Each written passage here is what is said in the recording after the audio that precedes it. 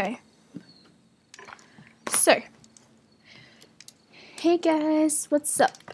And welcome to the beginning of a shorter playthrough than my previous one, because this is the beginner's guide.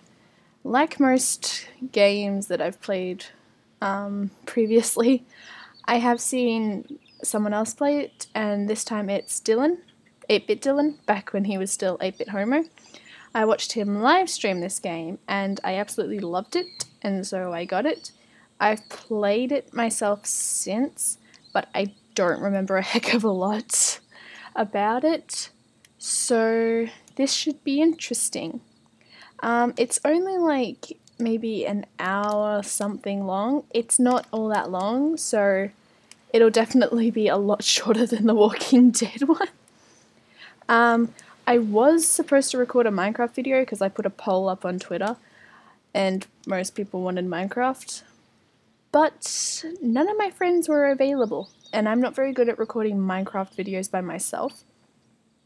So this is what I went with. The two options that came second were a new playthrough or a cover. And I just tried recording covers and my voice sounded crap in all of them. So I'm like, I'm not subjecting people to that, so we'll play the beginner's guide. So yes, let's do that.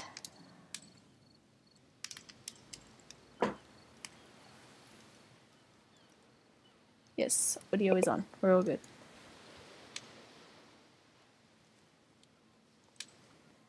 Basic controls. I don't have my mouse at the moment. I'm just using my touchpad. That's fine. Shouldn't matter too much.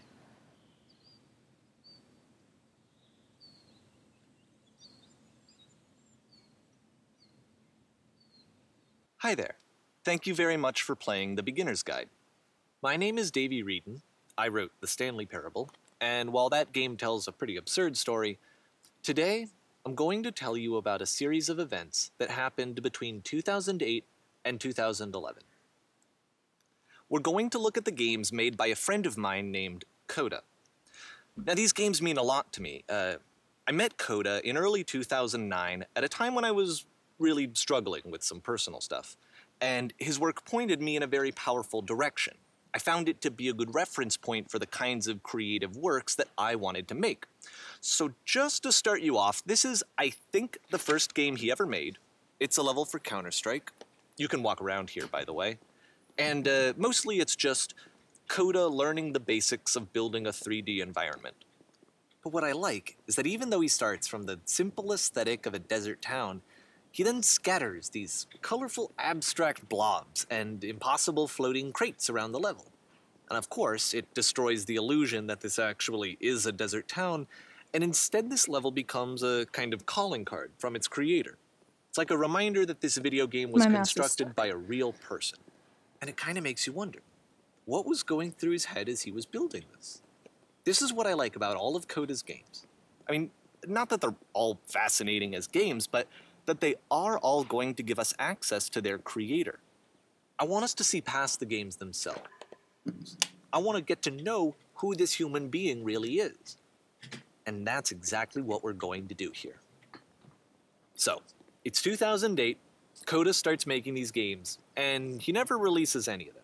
He doesn't put them onto the internet, he just makes them and then immediately abandons them and they sit on his computer forever. And I think he really understood this image of himself as a recluse. At one point, he jokingly renamed his computer's recycling bin to Important Games Folder. So, you know, this was just how he worked. He tended to crank them out one after the other without even really pausing to try to understand what he had just made, until suddenly one day, he just stopped. In 2011, that was it. He made his last game, and then he hasn't made another one since. And that's why I've taken this opportunity to gather all of his work together, is because I find his games powerful and interesting, and I'd like this collection to reach him, to maybe encourage him to start creating again. And if the people like you who play this also happen to find his work interesting, then I'm sure it'll just send that much stronger of a message of encouragement to Coda. So thanks for joining me on this. If you have a particular interpretation that I haven't mentioned here, or if you just need to get in touch, you can email me at daveyWreden gmail.com. Okay, that's about it for introduction. Let's take a look at Coda's first proper game. As each game is loading, I'll show you the date that it was completed. This first one was made in November 2008.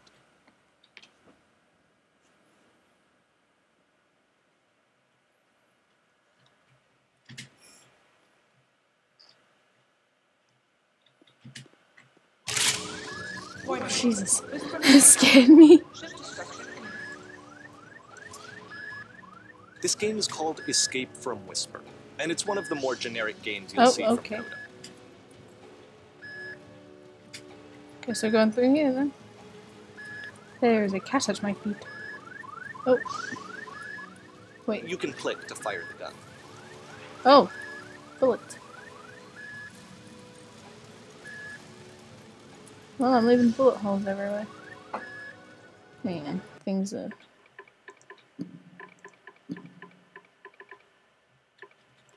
I know what's happening here.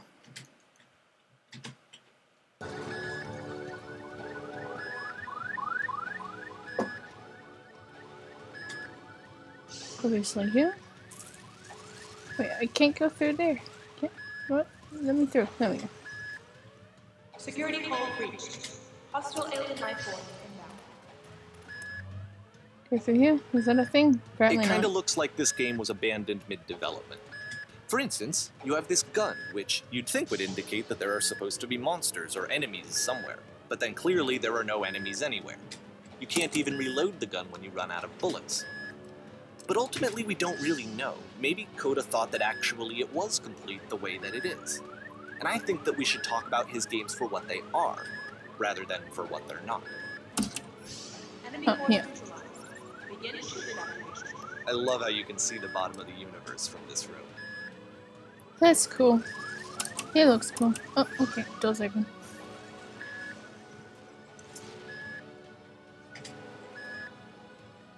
Apparently this space station has a labyrinth on it. Sure, I don't know. There's Why not? really no reason for it that I've ever been able to discern, so in the interest of time, I'm just gonna skip you on past it. Oh, okay. Okay, this is the part that's interesting. The game has this narrative about the Whisper Machine and how it has to be turned off, and then you get to the engine room. Hey, you there, in the engine room. You could save us all. That beam is powering the Whisper machine. Your voice is familiar. We can disrupt it by introducing a great enough heat signature. If your body could stop the beam. It's so much to ask, but for all of our lives, would you do it? Could you give yourself? I'm more focused on the fact that I know your voice. That's scary. And pixelated. But whatever. Oh. Let me pause here for a second. What you just experienced, stepping into the beam and then dying, is probably what Coda had initially intended when he was developing this level. But when he first compiles and plays it, something goes wrong. There's a bug somewhere. And this is what happens instead. Okay. Ooh! Hey, look, so you totally could have completed the maze. The beam causes you to start floating. And this is an important moment for him. Because yes, this is technically a glitch, but Coda identifies something human about it. Like how small it You get makes through you the feel maze. in the That's face of this larger chaotic system. Or this floating could be the afterlife, a peaceful place, juxtaposed against all of the hysteria that you've just had to traverse. I don't even know. I have no idea what he was thinking, but what's clear is that after making this, something lodges itself in his brain. He wants to do more of these really weird and experimental designs. So he stops work on this and moves on to a stream of tiny little games that go in all sorts of directions. Let's go ahead and take a look at the first game he made after leaving this one behind. Okay. November 2008. Let's have a look, see. Oh. What? Oh! Yep. Okay. In this game, you can only walk backwards. This looks like Gmod almost. Wait, I feel like there should have been something there. No? Nothing? Okay. So it's a short and relatively minimalist experiment combining motion and narrative. It is less advanced than the previous game, but actually it seems to be more focused, more complete. Code is trying to give it a unique voice rather than simply basing it on a pre-existing trope.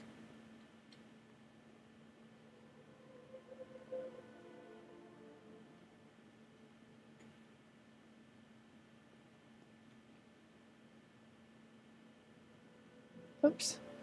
I can so... There. Oh, hey. The door It's a vanished. short little thought, it says what it wants to say, and then it ends. Didn't need anything more than that. Nope. Which to me is why it works, because it gets out quick. Okay, next one. November 2008 again. Jeez. Churning these out. Can I walk forward this time? I can. And this is very Slender-esque. Okay. Now entering. Oh, that's it. And that's it. Okay, the meaning of this game won't be clear just yet. Please be patient with me for a few more games, and I promise you'll see what makes it interesting. Okay.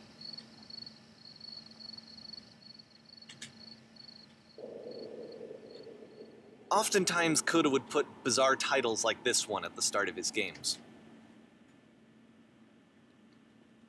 I wish I'd known him at the time that he was making these early games. He would really only talk to me about his work as he was making it. Once he stopped work on a game, like, that was it. It was dead to him. And I don't agree with that at all, but what are you gonna do?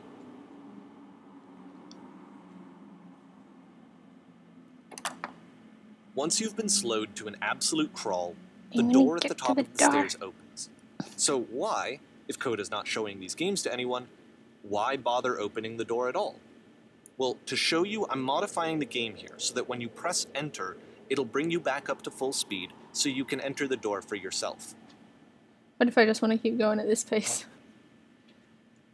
I'm pushing enter. Oh, I'm crouching. I'm pushing enter, it's not working. Oh no, I was pushing shift.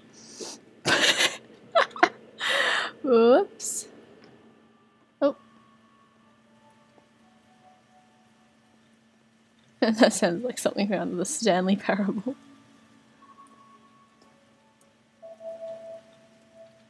A room that's warm and nice and Jesus, filled with that little one's ideas morbid. for games.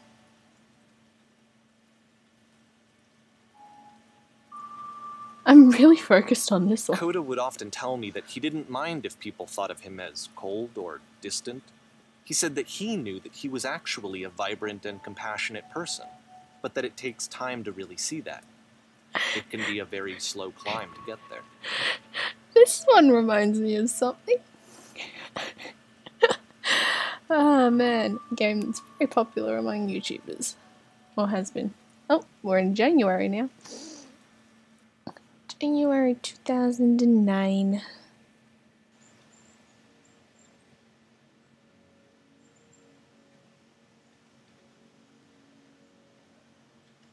Okay. Oh, door opened. Okay.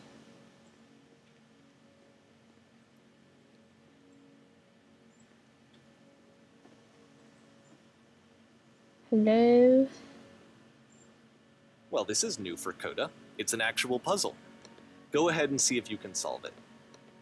Oh, there. I already know how to solve it. So, I will. Crap, where is it? Here. Don't forget that solution, because we're going to see this puzzle again soon. We're going to see it a lot. Okay. So that seems to be it, right? You walk down a corridor, you solve a puzzle, you get to the end. Simple enough. Alright, Yep. now I'm going to modify the game again, so that when you press enter, it'll remove all of the walls from this room. Jesus.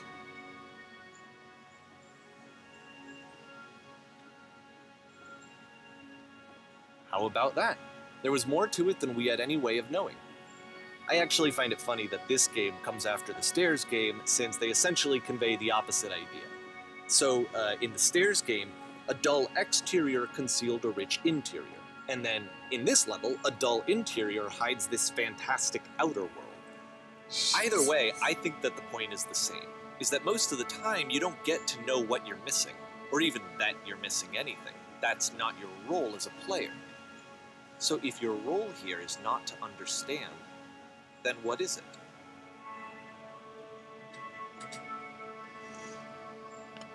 Oh, imagine how much fun you'd have jumping around a place like that. Still in January. Aha. Wait, gun now. So, this, combined with the entering game from earlier, tells us that Coda believes his games are connected somehow. It could even be that the Stairs game and the puzzle game are literally connected in between this and the entering game. There's a bigger picture that all of his games are meant to play a role in, some larger meaning that we won't be able to grasp until we've seen all of them. And once we have, we can step back and start to understand what exactly that bigger picture is. I was trying to step off the path. It wouldn't let me, and now we're in March. Okay.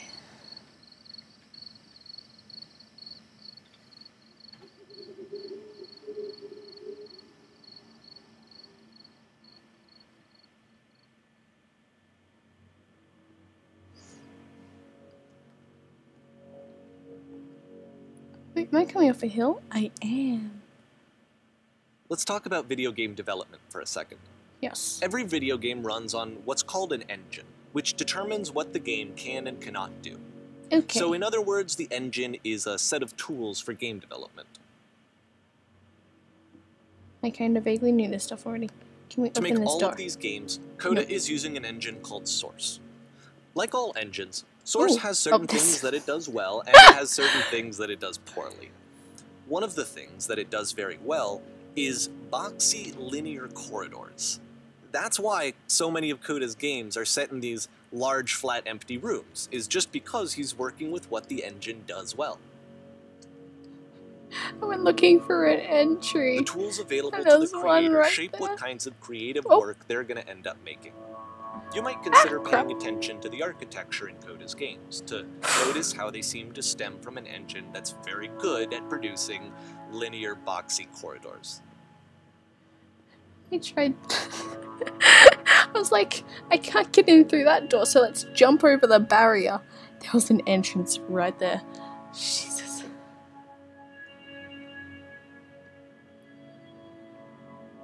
Hey, I'm assuming I have to like jump off or something. This. No! No! Oh. Oh. Ooh.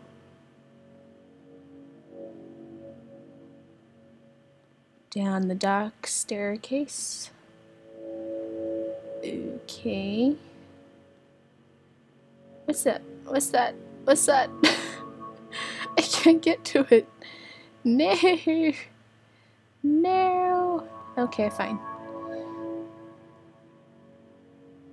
Can't go up there. Can't go there. Oh.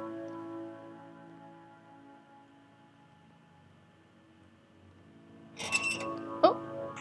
Did something open?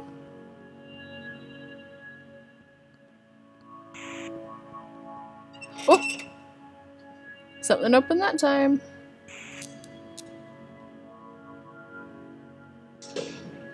Oh. Oh.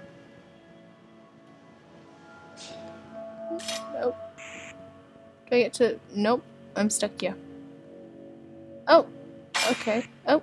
This prison, funny enough, in Coda's original design, the doors stayed shut for a full hour before letting you go. If you don't mind, I think we're gonna skip that. That would be nice. Thank you.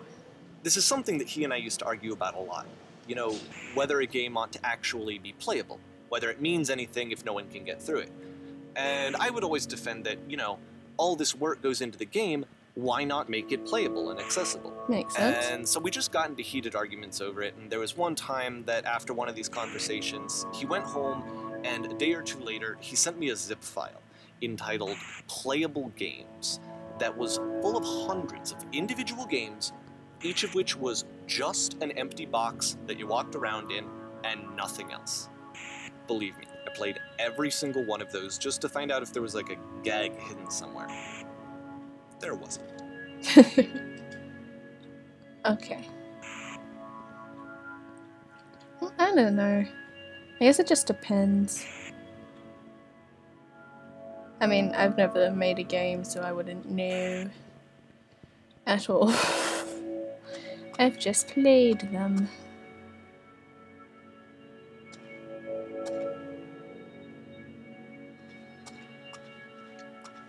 It's the puzzle again, with the exact same solution as the last time. Oh, that's good. Step in. And There's still no clear indication of what makes this puzzle so special that Coda is going to return to it over and over. oh. But I promise I'll share with you my interpretation very shortly.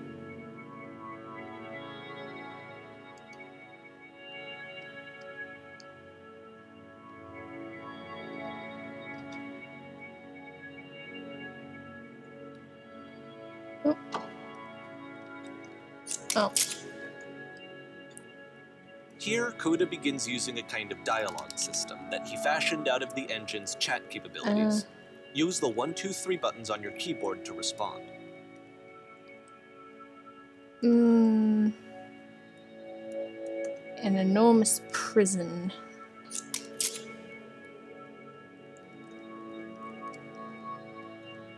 Yes. Yes.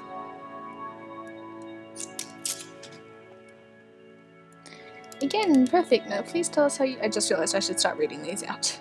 Again, perfect. Now please tell us how you solved it. Tell us the solution. Tell us how to get to the other side. I don't remember how I solved it. I'm trying to remember, but I can't. I didn't solve it. Someone else let me in. Trust me, you don't want to go over there. Let's go with 1. You must think harder, please. Try to remember. It is so important that we get out of here. We must escape this prison. Can't you think harder? Can you think harder? There must be something more. Please tell us how to reach the end. I'm gonna just leave you, apparently. Because a door opened. Oh look, there's more of these people. Hello, how did you get here? Was there a puzzle you had to pass through? Yes. Do you want to know how to solve it? No, we actually find the black space between the doors to be far more interesting. Have you seen it yet? Why would I care about the space between the doors? Actually, now that you mention it, I remember feeling strange as I passed through it. I don't recall a space between the doors. There is a reason, but it may take time before you understand, which is fine. You'll see it again soon. So strange. I want to jump up on this stage. Damn it. Yep, there you go.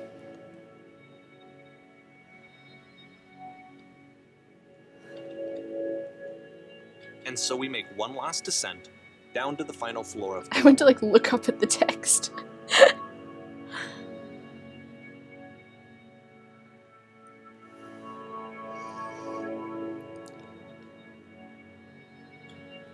These lights are really strange. Like, hang on. Let me see. Okay.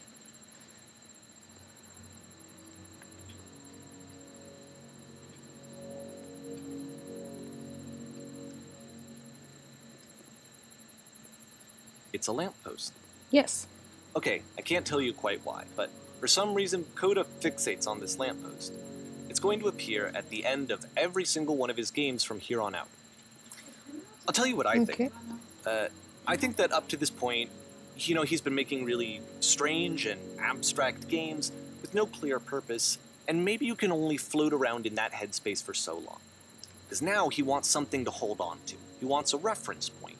He wants the work to be leading to something. He wants a destination, which is what this lamppost is. It's a destination. We're going to see it in the work as well. His games are just going to become a lot more cohesive, a lot more fully developed, with more of a clear idea behind them. And as we go, that idea will get clearer and clearer and clearer.